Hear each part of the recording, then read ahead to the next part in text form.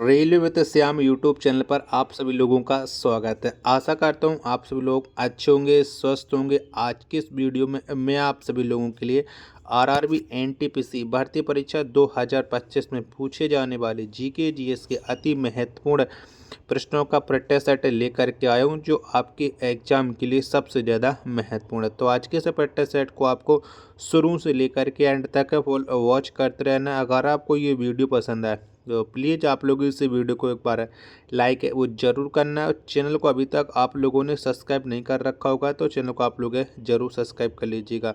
मैं आप सभी लोगों के लिए लगातार प्रैक्टिस सेट कर रहा हूँ, जिससे आपका आरआरबी एनटीपीसी में इस बार हर हाल में सिलेक्शन हो जाए। तो पहला प्रश्न आ जाता है कि आकस्मिक निधि का वर्णन किस अनुच्छेद में किया गया। तो बताओ कौन से अनुच्छेद में आकस्मिक निधि का वर्णन मिलता है। प्रश्न संख्या 1 का राइट आंसर क्या हो जाएगा। तो ये मिलता है अनुच्छेद 267 में। 1 का बी ऑप्शन राइट आंसर हो जाएगा।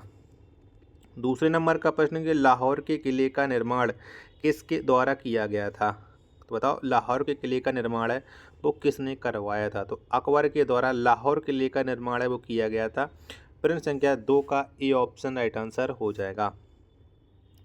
तीसरे नंबर का प्रश्न आ जाता है कि राष्ट्रपति का विधिवत चुनाव प्रथम बार कब हुआ।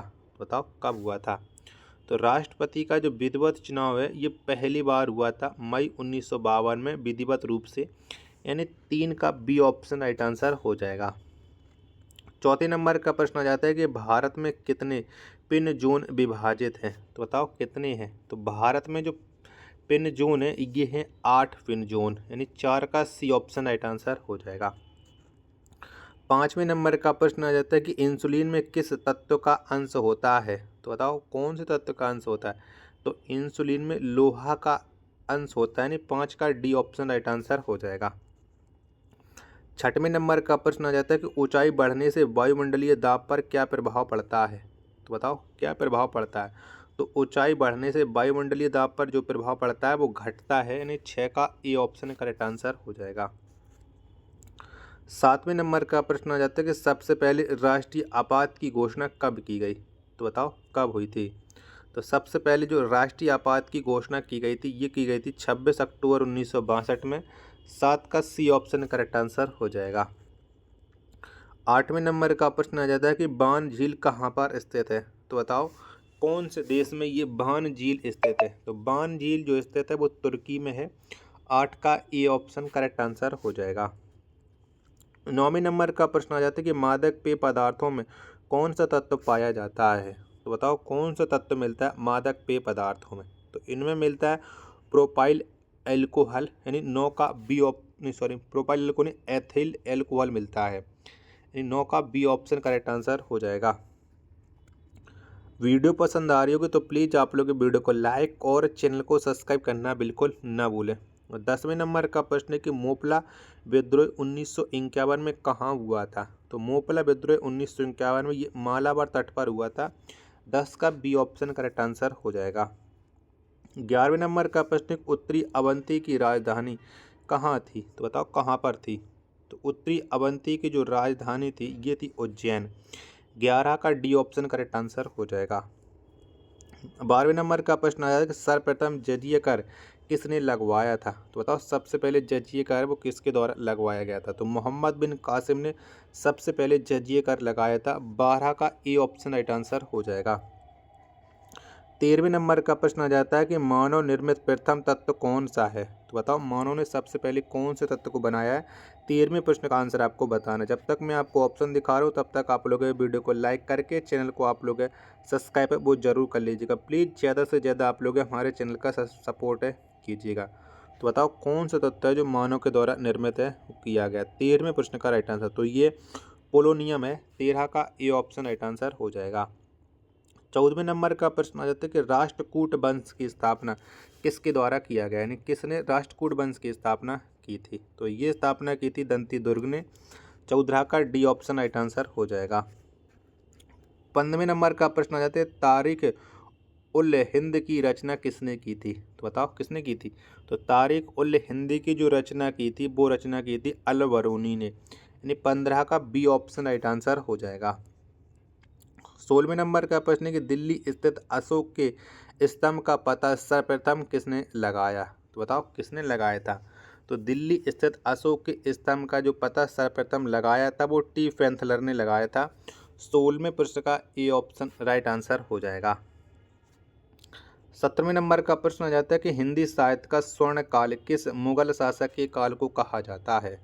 तो बताओ कौन से मुगल काल के शासक कहते हैं हिंदी का स्वर्ण काल? 17वें प्रश्न का राइट आंसर क्या हो जाएगा? तो ये कहा जाता है अकबर को। 17 का ए ऑप्शन राइट आंसर हो जाएगा। 18वें नंबर का प्रश्न है कि दीवान ए वाकूफ की रचना किसने की थी? तो बताओ किसने की थी? तो दीवान ए वाकूफ की जो रचना की थी वो की थी जलालुद्दीन खिलजी ने। 18वें प्रश्न का डी ऑप्शन राइट आंसर हो जाएगा। 19वें नंबर का प्रश्न है कि भरहुत स्तूप का निर्माण किसने करवाया? तो बताओ किसने कराया था? तो इस स्तूप का जो निर्माण करवाया था वो अशोक ने करवाया था। 19 का सी ऑप्शन राइट आंसर हो जाएगा। वीडियो पसंद आ रही होगी तो प्लीज़ आप लोग वीडियो को लाइक और चैनल को सब्सक्राइब करना बिल्कुल ना भूलें। 20वें नंबर का प्रश्न है कि हर्मिट ऑफ शिमला किसे कहा जाता है? तो बताओ किसे कहते हैं? तो हर्मिट ऑफ शिमला ये ए ओ हुम को कहा जाता है। 20 का बी ऑप्शन राइट आंसर हो जाएगा। 21वें नंबर का प्रश्न है कि ब्राह्मणों पर जजिया कर सर्वप्रथम किसने लगाया? तो बताओ किसने लगाया? तो ब्राह्मणों पर सर्वप्रथम जजिया कर जो लगाया था वो फिरोज तुगलक ने लगाया था। 21वें प्रश्न का ए ऑप्शन राइट आंसर हो जाएगा। 22वें नंबर का प्रश्न आ जाता है किस मुगल शासक के काल को मुगल काल का स्वर्ग युग कहा जाता है? तो बताओ किसके काल को कहते हैं स्वर्ण युग? 22वें प्रश्न का राइट आंसर क्या हो जाएगा? तो ये शाहजहां के काल को कहते हैं। 22 का बी ऑप्शन राइट आंसर हो जाएगा।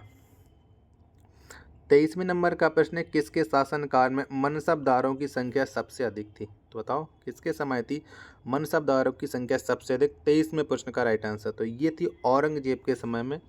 23 का डी ऑप्शन राइट आंसर हो जाएगा। 24वें नंबर का प्रश्न है अकबर ने इबादत खाना को कब बनवाया था? तो बताओ कब बना था अकबर के द्वारा इबादत खाना? 24वें प्रश्न का राइट आंसर क्या हो जाएगा? तो 1575 में अकबर ने इबादत खाने का निर्माण करवाया था।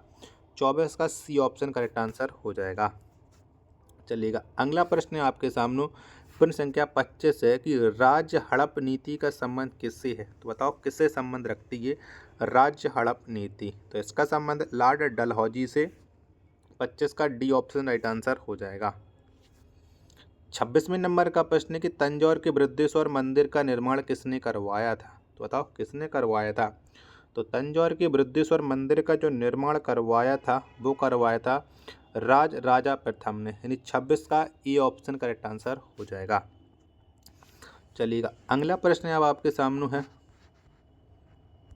प्रश्न संख्या 27 कि मुगल चित्रकला की शान किसके शासनकाल में सबसे अधिक थी? तो बताओ किसके शासनकाल में थी? तो ये सबसे अधिक थी ये थी जहांगीर के समय। 27 का सी ऑप्शन राइट आंसर हो जाएगा। 28वें नंबर का प्रश्न आ जाता है कि मुगल सम्राटों में सबसे लंबा शासन किसका रहा है? तो बताओ किसका रहा है? तो मुगल सम्राटों में जो सबसे लंबा शासन रहा है ये रहा है अकबर का। नहीं 28 का ए ऑप्शन करेक्ट आंसर हो जाएगा। नेक्स्ट प्रश्न प्रश्न संख्या 29 है कि राष्ट्रीय ध्वज फहराने वाला भारतीय कौन थी? तो बताओ सबसे पहले राष्ट्रीय ध्वज किसने फहराया था? तो ये फहराया था मैडम भीकाजी कामा ने। 29 का ए ऑप्शन राइट आंसर हो जाएगा। प्रश्न संख्या 30 आ जाता है कि चीन की दीवार का निर्माण कब हुआ था? तो बताओ कब कराया गया था चीन की दीवार का निर्माण? तो 221 ईस्वी पूर्व में चीन की दीवार का निर्माण हुआ था। 30 का बी ऑप्शन राइट आंसर हो जाएगा। 31वें नंबर का प्रश्न आ जाता है कि भारत का सबसे पुराना विश्वविद्यालय कौन है? तो बताओ कौन सा है? तो तक्षशिला विश्वविद्यालय ये भारत का सबसे पुराना विश्वविद्यालय है। 31 का ए ऑप्शन करेक्ट आंसर हो जाएगा। 32वें नंबर का प्रश्न है कि दीवान ए कोही की स्थापना किसने की थी? तो बताओ किसने की थी? तो दीवान ए कोही की स्थापना मोहम्मद बिन तुगलक ने की थी। 32 का सी ऑप्शन राइट आंसर हो जाएगा। 33वें नंबर का प्रश्न आ जाता है किस अधिवेशन में हिंदी को सर्वप्रथम राष्ट्रभाषा के रूप में प्रस्तुत किया गया? तो बताओ कौन से अधिवेशन में हिंदी को राष्ट्रभाषा के रूप में प्रस्तुत किया गया था? तो ये किया गया था बेलगांव अधिवेशन में। 33 का बी ऑप्शन राइट आंसर हो जाएगा।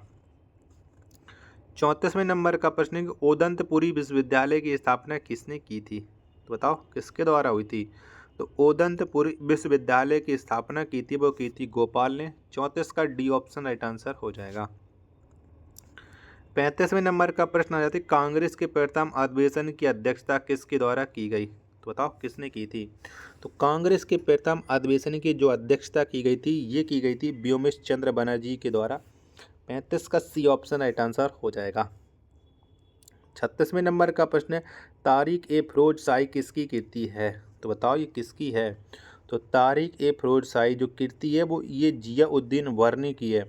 36 का ए ऑप्शन राइट आंसर हो जाएगा। 37वें नंबर का प्रश्न है, अकबर ने जजिया कर को कब समाप्त किया?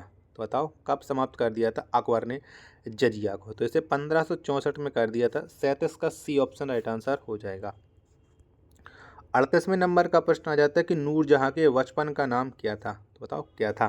तो नूरजहां के जो बचपन का नाम था वो था मेहरू निसा, यानी 38 का बी ऑप्शन राइट आंसर हो जाएगा। आशा करता हूँ कि आपको ये वीडियो पसंद आई होगी, तो प्लीज़ आप लोग इस वीडियो को लाइक और चैनल को सब्सक्राइब करना बिल्कुल ना भूलें। मिलते हैं एक और नेक्स्ट वीडियो के साथ, तब तक के लिए धन्यवाद। जय हिंद, वंदे मातरम।